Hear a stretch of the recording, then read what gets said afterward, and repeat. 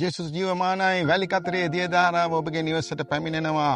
උන්වහන්සේගේ බලයෙන් ඔබගේ ජීවිතයට උන්වහන්සේගේ වචනය වෙනවා. මේ ස්වර්ගීය මන්නා අද දවසේදීත් ඔබගේ නිවසට පැමිණෙනවා. රෝම පොතේ 12 වෙනි පරිච්ඡේදයේ දෙවැනි වගන්තයේ අපි උන්වහන්සේ කියනවා නුඹලා මේ ලෝකයේ ආකාරයට සමාන නොවී දෙවියන් වහන්සේගේ කැමැත්ත එනම් යහපත් වූ පිළිගත යුතු සම්පූර්ණ කුමක්ද කියා දැනගන්නා පිණිස සිත් අලුත් කර ගැනීමෙන් අනේකාකාරයත්වෝ ඔයල්ලා කියලා. හාලෙලූයා. උන්වහන්සේ අපිට කියනවා මේ ලෝකයේ ආකාරයට වෙන්නේ නැතුව සිත් අලුත් කරගන්න. අපේ සිත අලුත් කරගන්න පුළුවන් අපි දේව වචනේ අනුව සිතුවොත් පමණයි.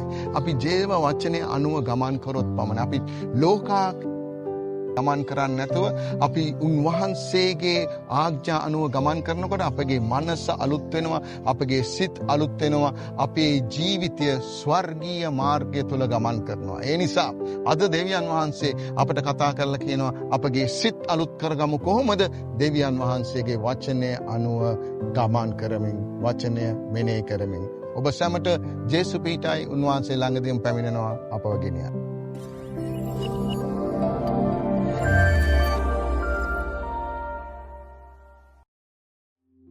ඔබත් එක්සත් එමීර් රාජ්‍ය තුළ වෙසෙන ශ්‍රී ලාංකිකයෙක් නම් පහත දැක්වෙන අංකයට ඇමතීමෙන් ඔබට අප හා සම්බන්ධ විය හැකියි.